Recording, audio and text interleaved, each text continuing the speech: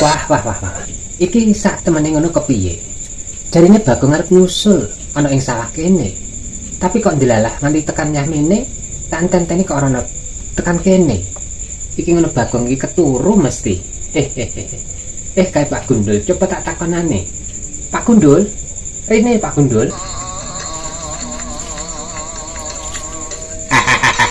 Le. Ki Gareng. Kepiye napa Ki Gareng? Kok dengaren aku dipanggil? Apakah ada sesuatu ngono Ki Gareng? Ini Pak Gundul. Kepiye siap? Sak temene ngono jarene iki mau Bagong arep nyusul awakku ngono ing kene iki. Tapi bareng tak enteni tekan kene, yo nganti wis wancine Yahmine, kok ora tekan iki janjane nanti Pak Gundul, Bagong.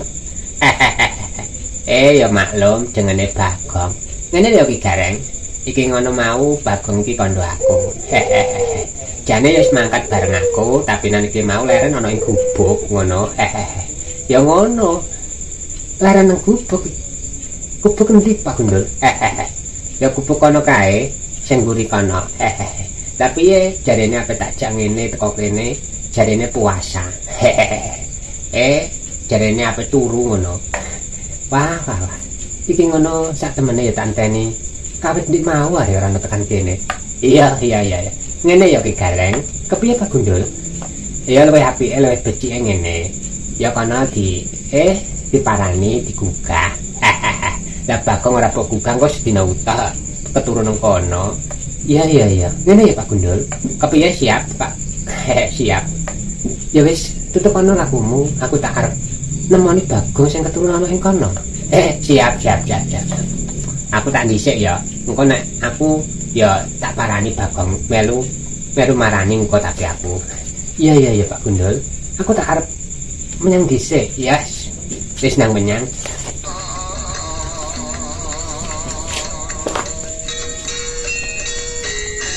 Loh. Bagong. Bagong.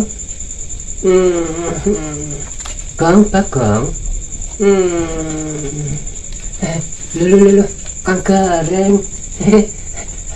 Waduh, teko kene Kang Gareng. Loh. Iki ngono janjane kepiye ta Bagong? Awakmu tak enteni nganti Kang Gareng iki kok kepegelen kok ora teko-teko. Ngene lho Kang Gareng. Ya piye? Pas iku aku mau ngantuk. Lah puasa iki ngono aku nang sawah. Lah panas ngene iki Kang Gareng. Loh. Ngene lho Bagong. Kepiye Kang Gareng? Sak temene ngono Kang Gareng ki mau ora. Ngajak awakmu supayane budal esuk. Engko nek wis wancine krasa panas Kak, bali mulih to Gong. Lah kok malah keturun dhisik. Lah nganti awan ini apa ora panas nek menyang? Ya sepurane wae Kang Gareng. Aku mau yo ngantuk kok. Ya piye meneh? Aku tak tahan kok. Sajane aku yo ngantuk, tapi nan aku aku ape ngaup dhisik. Delala. Aku tak kuat Kang Gareng. Loh. Maksudnya piye ta Bagong? Ya gak kuat. Piye meneh? Engko aku panasen. Aku kok kan gak punya copil kaya Kang Gareng. Bagong. Sak temene ngono Kang Gareng lak winginane kandha marang awakmu supayane nggawa capil Gong ben ora panasen. Siap Kang Gareng. Lagi ngono kepiye Bagong? Tugasmu apa wis rampung? Ya aku ngono ngene lho Kang Gareng. Wis tak pasrahno Pak Gundul. Kabeh iku mau ya jarene Pak Gundul ya bakal beres. Bagong. Kepiye Kang Gareng? Sak temene ngono ngene lho Bagong.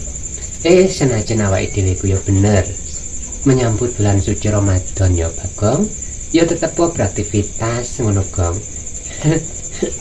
Iya Kang Gareng, tapi mumpung isih adem ya beraktivitas.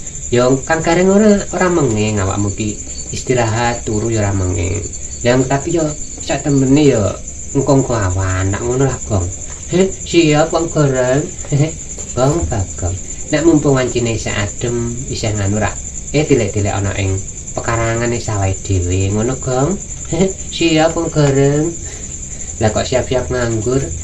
Ya piye? Aku iku nganu kok Kang Gareng. Aku takut kok Kang Gareng. Takut piye ta Bagong? Ya takut engko nek panus aku ngeleh. aku ngelak ngono Kang Gareng. Ya wis maklum wajar Bagong. Kabeh sing jenenge wong nahan poso iku ya kudune ya ngeleh ya lapar. Tapi ya jenenge awake dhewe iki netepi kewajiban ya. Wajibane wong muslim ya tetep kuat ditahan. Ngono lho Bagong. Siap Kang Gareng, senajan awake dhewe iki nindakno puasa Ramadan, ya tetap semangat untuk beraktivitas bekerja lho Gong. Siap Kang Gareng. Ya wis, iki ngono aku mau ngerti awakmu Ji. Ngene, dikandani Pak Gundul. Padahal iki mau Gong ya. Tak enteni nganti suwi kok ora tekan-tekan. Jebul-jebule kok malah keturu Gong. Ya maaf Kang Gareng.